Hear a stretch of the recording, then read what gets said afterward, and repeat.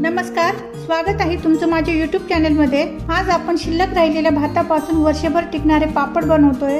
बनवायला खूप सोपे आहेत, अगदी कमी वेळात बनून तयार होतात आणि याला जास्त मेहनतही लागत नाही। खायलाही पापड खूप छान लागतात। हे पापड तुम्ही उन्हाळ्यातच नाही, पावसाळ्यात किंवा हिवाळ्यातही तुमच्याकडे जेव्हा भात शिल्लक असेल तेव्हा तुम्ही केव्हाही बनवू शकता आणि हे पापड वाळवायला जास्त वेळ लागत नाही आणि घरातच पंख्याखाली हे पापड तुम्ही वाळवू शकता। चला तर मग रेसिपीला सुरुवात करूया।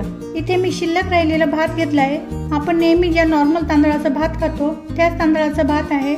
एक बाउल भात उरला होता। याच भाताने आपण पापड बनवणार आहोत। हा भात आता मिक्सरच्या भांड्यात घालून घेऊ आणि याला फिरवून घ्यायचंय। सगळा भात याच्यामध्ये घालून घेतलाय। इथे मी एक बाउल पाणी घेतलंय। ज्या बाउलने भात घेतला होता त्याच बाउलने एक बाउल पाणी घेतलंय। सुरुवातीला आपल्याला अर्धा बाउल पाणी घ्यायचंय आणि हे आता आपण मिक्सर मधून फिरवून घेऊ। याची आपल्याला बारीक पेस्ट बनवून घ्यायची आहे। फिरवून घेतलंय। हे बघा, अजून हे मिश्रण थोडं जाडसर आहे। यामध्ये उरलेला अर्धा बाउल पाणी परत घालायचंय। सुरुवातीला जर आपण एक बाउल पाणी घातलं असतं तर एकदम बारीक पेस्ट झाली नसती। त्याच्यामुळे 2 वेळा अर्धे अर्धे पाणी घातलंय आणि याला चांगलं फिरवून घ्यायचंय। इथे मी भात फिरवून घेतला। याची एकदम बारीक पेस्ट तयार झाली आहे। इथे मी बाउल घेतला आहे। त्याच्यात आपल्याला मिक्सरच्या भांड्यात बारीक केलेलं मिश्रण घालायचंय। याच्यात तुम्ही तुमच्या आवडीनुसार हिरवी मिरची, लाल मिरची, तीळ घालू शकतात। आता याच्यात अर्धा चमचा जिरे, अर्धा चमचा मीठ घालायचंय।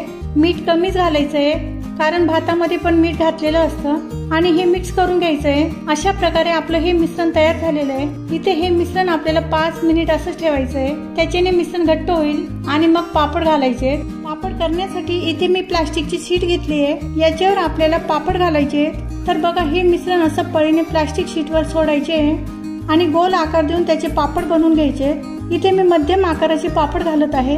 अशा प्रकारे सर्व पापड इथे घालून झाले। हे आपल्याला उन्हात वाळून घ्यायचे।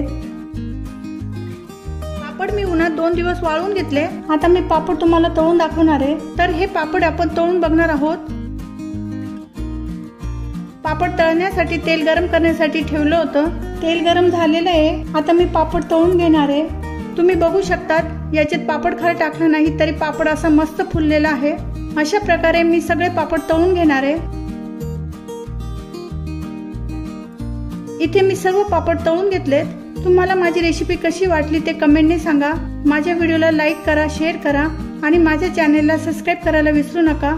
पुन्हा भेटूयात एका नवीन रेसिपी सोबत। धन्यवाद।